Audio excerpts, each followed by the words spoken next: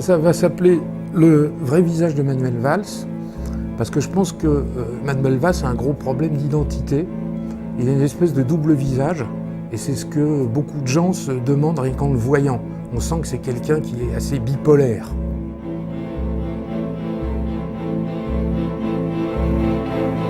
Manuel Valls, pour moi, a une espèce de double histoire. C'est quelqu'un qui a réécrit sa propre histoire.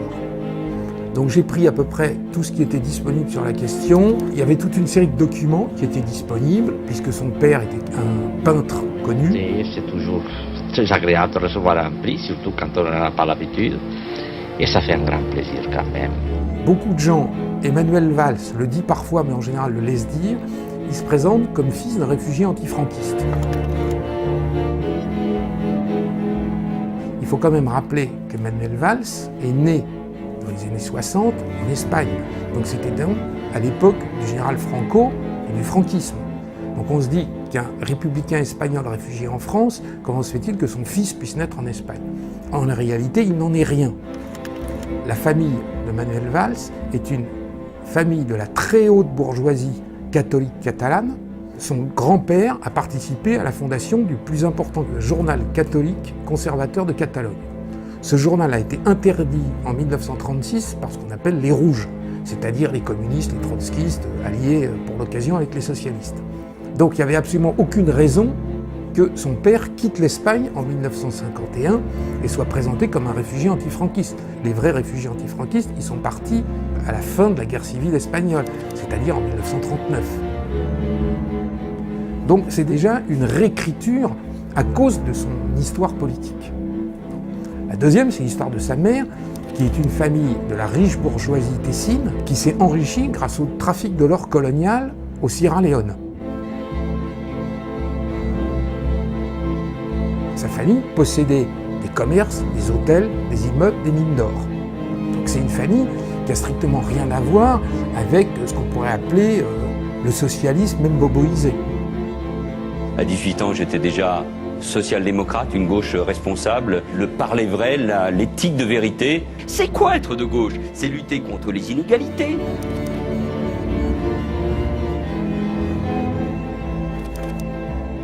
Donc c'est toute une série de choses qui sont développées dans ce livre, avec un certain nombre de lumières qui sont apportées, et développer évidemment la partie sur ces liens extrêmement étroits avec les sionistes, Israël, la communauté juive en France.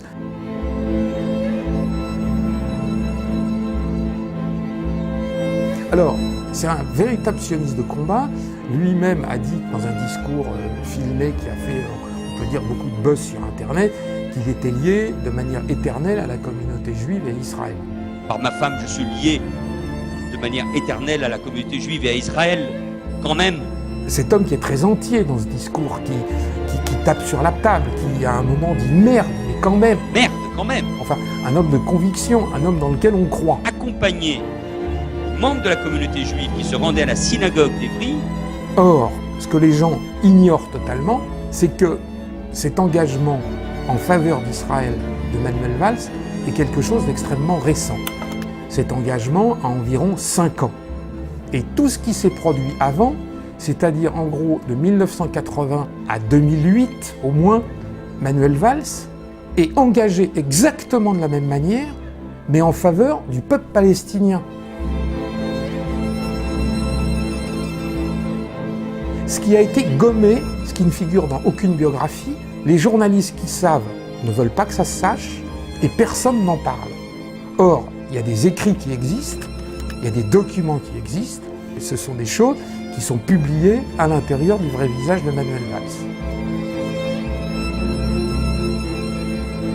Et donc je vous ai donné la primeur d'une vidéo stupéfiante que j'ai découverte, où Manuel Valls, en 2008, plante un arbre, un olivier, en faveur du peuple palestinien, et où il prononce un discours filmé qu'il suffit de regarder.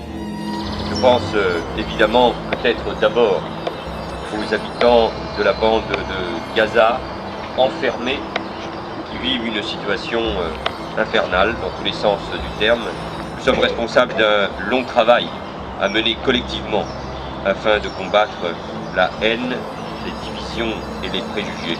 Et tout ça sur fond de drapeau palestinien. On a l'impression de rêver, puisque aujourd'hui, il est invité régulier du dîner de gala du CRIF, il se produit au Fonds social juif unifié, il est bien reçu par le Congrès juif mondial, et je dirais que dans les milieux dissidents, c'est cette image très sioniste, on connaît Manuel Valls. Parce que l'antisionisme, c'est la porte ouverte à l'antisémitisme. Tous ceux qui ne peuvent pas accepter que la haine se déverse dans nos quartiers au nom de la critique d'Israël, nous devons faire corps, nous devons être unis pour combattre cet antisémitisme nouveau qui est né, qui se nourrit de cet antisionisme. L'édification d'un mur honteux, la poursuite des colonisations, le sort des prisonniers, bref des événements qui ne vont pas dans le sens de la paix. Mais cette critique de l'État d'Israël, basée sur l'antisionisme, c'est l'antisémitisme d'aujourd'hui. Tous les documents existent, Libération sait, TF1 sait, Mediapart sait, Politis sait, Le Monde bien sûr sait, que cet homme a eu un engagement extrême en faveur de la Palestine, et personne ne le rappelle aujourd'hui, n'ose le rappeler, et tout le monde surtout la tue et caché, tout simplement parce que ça serait mauvais pour la carrière de Manuel Valls.